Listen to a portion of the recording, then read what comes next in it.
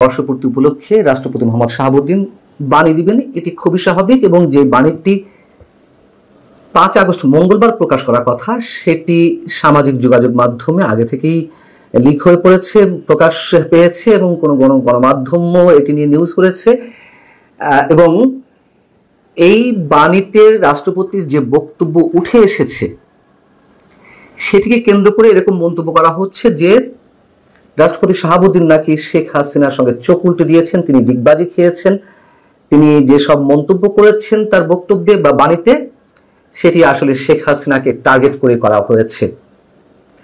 আচ্ছা, এ বিষয়ে পরবর্তীতে আসছি। যেটি আগেভাগেই প্রকাশ পেয়েছে সেটা যদি সত্য হয়ে থাকে তাহলে তার মন্তব্যগুলো আসলে অস্বাভাবিক কিনা, তিনি তার বাণীতে কি বলেছেন সেটি একটু অংশবিশেষ আপনাদেরকে শোনাই। এই বাণীতে উল্লেখ করা হচ্ছে বা রাষ্ট্রপতি শাহাবুদ্দিন যেটি বলেছেন তা হচ্ছে, বৈষম্যমূলক রাষ্ট্র ব্যবস্থা ও ফ্যাসিবাদী অপশাসনের বিরুদ্ধে ছাত্র শ্রমিক জনতার সম্মিলিত প্রতিরোধ গড়ে তুলে 2024 সালের আজকের এই দিনে চূড়ান্ত বিজয় অর্জন করে।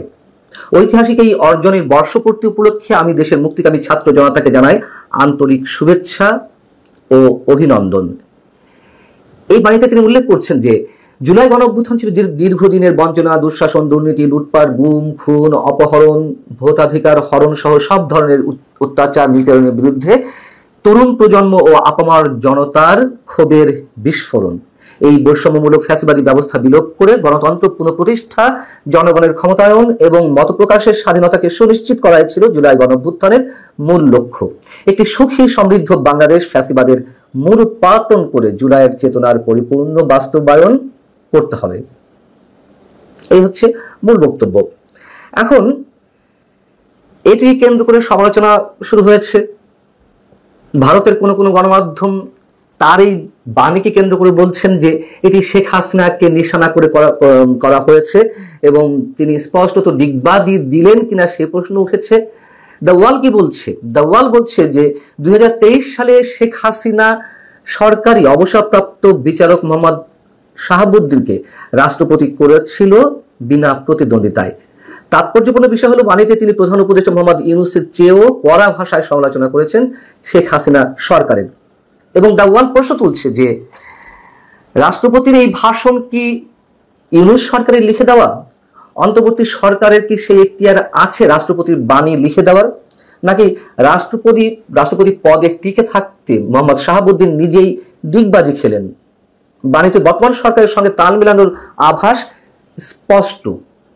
আমরা এটা তো খুব স্বাভাবিকভাবে জানি যে বর্তমান সংবিধান অনুযায়ী রাষ্ট্রপতি একেবারে কাঠের পুতুল। সরকার যা বলবে, যা করতে বলবে তার বাইরে যাওয়ার কোনো এখতিয়ার তার নেই।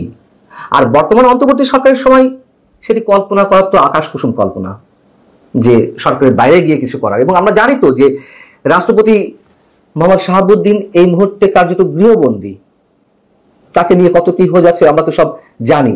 এবং এই বাণী যদি সত্য হয়ে থাকে, যেটি 5 আগস্ট মঙ্গলবার প্রকাশ পাওয়ার কথা, বিভিন্ন গণমাধ্যমে নিশ্চয়ই এটি প্রকাশ পাবে, তো যদি সেটি সত্য হয়ে থাকে নিশ্চয়ই এখানে অবাক হওয়ার কিছু নেই, বিস্ময়ের কিছু নেই। এমনকি আন্তর্জাতিক যুদ্ধাপরাধ ট্রাইব্যুনালে শেখ হাসিনা সরকারের সাবেক শীর্ষ মন্ত্রী বা শেখ হাসিনা সহ আওয়ামী লীগের শীর্ষ নেতাদের যে বিভিন্ন পর্যায়ে বিচার প্রক্রিয়া শুরু হয়েছে, তাতে যদি কারোর ফাঁসির রায় দেওয়া হয় তাতে তো রাষ্ট্রপতি শাহাবুদ্দিনকে স্বাক্ষর করতে হবে, এর বাইরে যাওয়ার তো কোনো উপায় নেই। এবং গেলেই তো তিনি অ্যারেস্ট, খুব স্বাভাবিক কথা।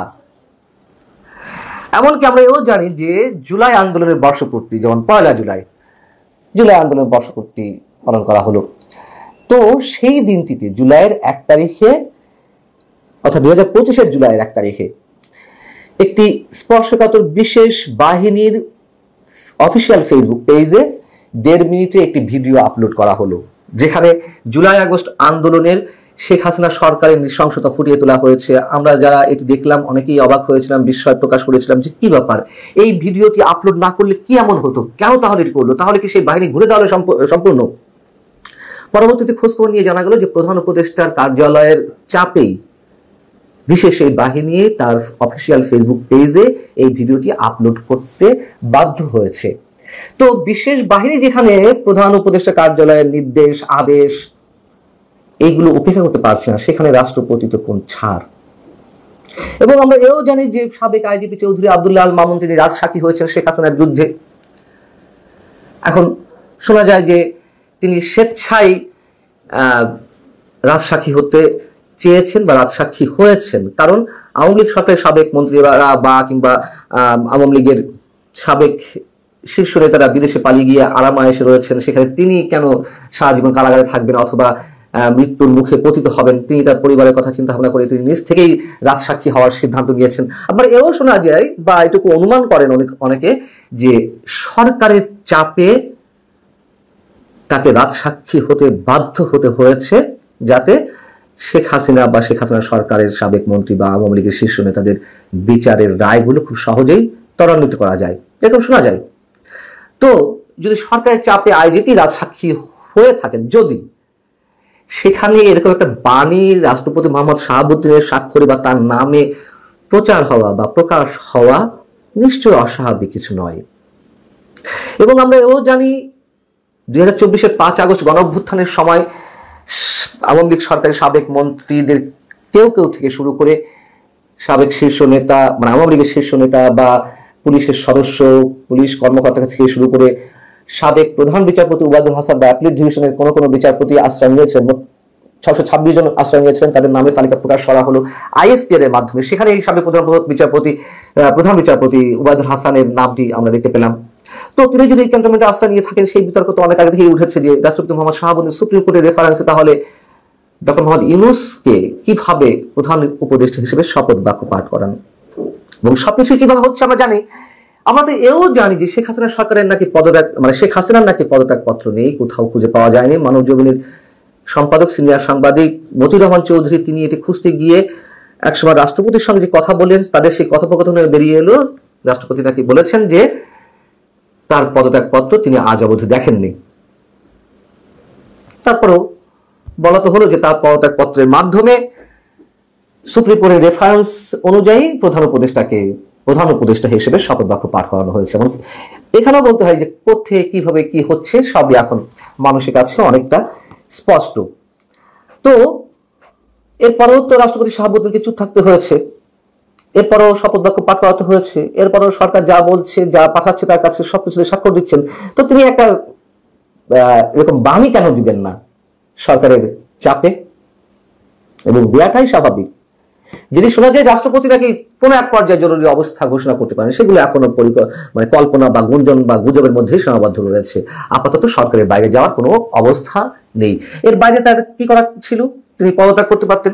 পদত্যাগ করলে কি হবে? তিনি সাথে অ্যারেস্ট হবেন, অথবা তার পদত্যাগ ঠেকাতে বিএনপি সহ একটি বিশেষ বাহিনী বা সেনা প্রধান যে অবস্থান নিয়েছেন তাকে টিকিয়ে রাখতে সাংবিধানিক আরেকটি শূন্যতা যাতে সৃষ্টি না হয়, সেটিও তো আমরা জানি। অতএব তিনি যতক্ষণ আছেন সরকারের ইচ্ছাতেই, সরকারের নির্দেশে সবকিছু করতে হবে, এর বাইরে তো অন্য কিছু করার নেই তার। অতএব এই জায়গা থেকে যারা সমালোচনা করছেন, যারা বলছেন যে শেখ হাসিনার সাথে ডিগবাজি দিয়েছেন, শেখ হাসিনার সঙ্গে চোখ উল্টে দিয়েছেন, এগুলো একেবারে অবান্তর মন্তব্য নিশ্চয়ই। এমনকি আমরা এও জানি জামায়াতের আমির ডাক্তার শফিকুর রহমান যে অসুস্থ হলেন, তার ওপেন হার্ট সার্জারি করা হলো, তার কয়েকদিন পর এসে গত রোববার তিনি তার শারীরিক অবস্থার খোঁজ খবর নিয়েছেন। কেউ নিয়েছেন? এগুলো নিলে গণমাধ্যমে আসবে, রাষ্ট্রপতি সরকারের সঙ্গে আছে বা তাকে নিতে বাধ্য হতে হচ্ছে, এগুলো তো ক্লিয়ার। অর্থাৎ তাকে অনেক কিছুই করতে হচ্ছে বাধ্য হয়ে, এতে তো অবাক হওয়ার কিছু নেই। 8 জোড়া ট্রেন ভাড়া করা হয়েছে। আমরা জীবনে দেখিনি কখনো কোনো রাজনৈতিক সরকার স্বয়ং ট্রেন ভাড়া করে জনসমাগম করে, বাস ভাড়া করে জনসমাগম করে। কিন্তু আজকে দেখছি একটা অস্থায়ী সরকার, অন্তর্বর্তীকালীন সরকার, তারা রীতিমতো যা খুশি তাই করছে। এই যা খুশি তাইয়ের অংশ হিসেবে আগামীকাল 5 আগস্ট বিকেল 5টায় জুলাই ঘোষণাপত্র দেবার একটা প্রস্তুতি রয়েছে। কিন্তু এই ঘোষণাপত্র নিয়ে রাজনৈতিক দলগুলো এখনো পর্যন্ত একমত হয়নি, যার কারণে অনেক রাজনৈতিক দল এই ঘোষণাপত্র দেবার সময় উপস্থিত থাকবে কিনা সে ব্যাপারেও যথেষ্ট সন্দেহ সংশয় আছে। এই জুলাই ঘোষণাপত্র নিয়ে ব্যাপক মত দ্বিমত আছে। 5 আগস্ট ছাত্র জনতার অভ্যুত্থান দিবসে অভ্যুত্থানের শরিক রাজনৈতিক দল ও পক্ষগুলোকে পাশে নিয়ে ঘোষণাপত্র প্রকাশ করবার আগ্রহ প্রকাশ করেছেন ডক্টর মোহাম্মদ ইউনূস। কিন্তু আমি বললাম যে সব রাজনৈতিক দল এখানে অংশ নেবেন কিনা এখনো সন্দেহ সংশয় আছে। জাতীয় সংসদের দক্ষিণ প্লাজায় বিকেল 5টা, দক্ষিণ plaza that means Manik Mia avenue সহ পুরো এলাকায় শ্বাসরোধ চলছে। ঢাকার বাইরে থেকে ছাত্র জনতার যাতায়াতে 8টি ট্রেন ভাড়া করেছে মুক্তিযুদ্ধ বিষয়ক মন্ত্রণালয়। আমি খানিক আগে যেটি বললাম, ঘোষণাপত্র প্রকাশ উপলক্ষে বিপুল আয়োজন থাকলেও রাজনৈতিক দলগুলোর মধ্যে এখনো পর্যন্ত মত ভিন্নতা চলছে। গতকাল গণ অধিকার পরিষদ জানিয়েছে খসড়া নিয়ে আলোচনা না করায় ঘোষণাপত্র প্রকাশ অনুষ্ঠানে তারা যাবে না। গত 14 জানুয়ারি সরকার ঘোষণাপত্রের প্রথম খসড়া করে, তখন এর উপর 32টি দলের মতামত গ্রহণ করা হয়। এরপর ঘোষণাপত্রের আলোচনা চাপা পড়ে। জুলাই গণহত্যার দায়ে আওয়ামী লীগকে নিষিদ্ধের দাবিতে গত 8 মে প্রধান উপদেষ্টার বাসভবন যমুনা ঘেরাও করে আবার ঘোষণাপত্রের প্রসঙ্গ সামনে আনা হয়। 10 মে রাতে উপদেষ্টা পরিষদের জরুরি সভায় সিদ্ধান্ত হয় 30 কার্যদিবসের মধ্যে জুলাই ঘোষণাপত্র চূড়ান্ত করে প্রকাশ করবে সরকার। এই সময়সীমা শেষ হয়েছে গত 1 জুলাই। 1 মাসের বেশি পার হয়ে গেছে। গত 13 জুলাই বিএনপি এবং এনসিপি কে ঘোষণাপত্রের খসড়া পাঠায় সরকার। পরে জামায়াত সহ কয়েকটি দলকে খসড়া পাঠানো হয়। দলগুলোর মতামত অন্তর্ভুক্ত করে 27 জুলাই চূড়ান্ত খসড়া পাঠানো হয় বিএনপি, জামায়াত ও এনসিপি কে। এই দলগুলোর মতামত নিয়ে ঘোষণাপত্র চূড়ান্ত করেছে সরকার। তবে এই ঘোষণাপত্রে কি আছে না আছে তা এখনো প্রকাশ করেনি সরকার। ঘোষণাপত্রের চূড়ান্ত রূপ রাজনৈতিক দলগুলোকে দেখানো হয়নি, কিন্তু ঘোষণা করা হয়েছে যে 5 আগস্ট বিকেল 5টায় প্রধান উপদেষ্টা ডক্টর মোহাম্মদ ইউনূস জুলাই ঘোষণাপত্র ঘোষণা দেবে। এই অবস্থায় ঘোষণাপত্র পাঠের সময় সব দল প্রধান উপদেষ্টার পাশে থাকবে কিনা, আমি শুরুতে বলছিলাম এই কথাগুলো, যে এ নিয়েও অনিশ্চয়তা দেখা দিয়েছে। গত শনিবার বিএনপির স্থায়ী কমিটির সদস্য সালাউদ্দিন আহমেদ বলেন, ঘোষণাপত্রে তাদের মতামতের প্রতিফলন না থাকলে বিএনপি অনুষ্ঠানে যোগ দিবে কিনা বিবেচনা করে দেখবেন তারা। জামায়াতে ইসলামের নায়েবে আমির ডক্টর সৈয়দ আব্দুল্লাহ মোহাম্মদ তাহির বলেন, জনগণের মতামতের প্রতিফলন থাকতে হবে ঘোষণাপত্রে। জামায়াত মতামত দিয়েছে প্রস্তাবনায় অন্তর্ভুক্তির মাধ্যমে ঘোষণাপত্রের সাংবিধানিক স্বীকৃতি থাকতে হবে। এনসিপিও একমত হয়েছে যে সংবিধানের প্রস্তাবনায় জুলাই ঘোষণাপত্র তারা রাখতে চায়, কিন্তু বিএনপি ঘোষণাপত্রের সারাংশ সংবিধানের 4র্থ তফসিলে যুক্ত করতে চায়। এই হচ্ছে রাজনৈতিক দলগুলোর অবস্থা।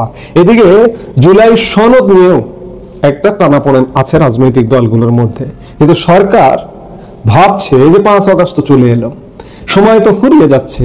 এদিকে এগুলো যে বাস্তবায়ন করবে একটা কর্তৃপক্ষ করা হয়েছে ঐক্যমত্য কমিশন।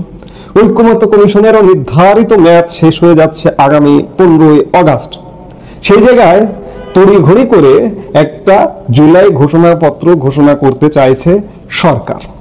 সত্যিকার অর্থে এই জুলাই সনদ, জুলাই ঘোষণাপত্র এগুলো নিয়ে একটা লেজে গোবর অবস্থা রাজনৈতিক দলগুলোর মধ্যে লেগে গেছে, সরকারের মধ্যে লেগে গেছে। গতকাল এনসিপি শহীদ মিনারে তাদের সমাবেশ থেকে তারা 24 দফা প্রস্তাব বা দাবি উত্থাপন করেছে।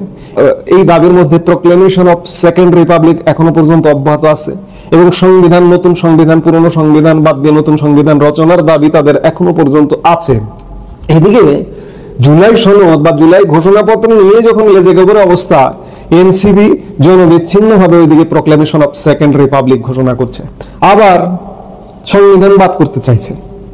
ভাই, এনসিপি ভাই বোনেরা, এটা 1 বছর আগে আপনারা করতে পারতেন।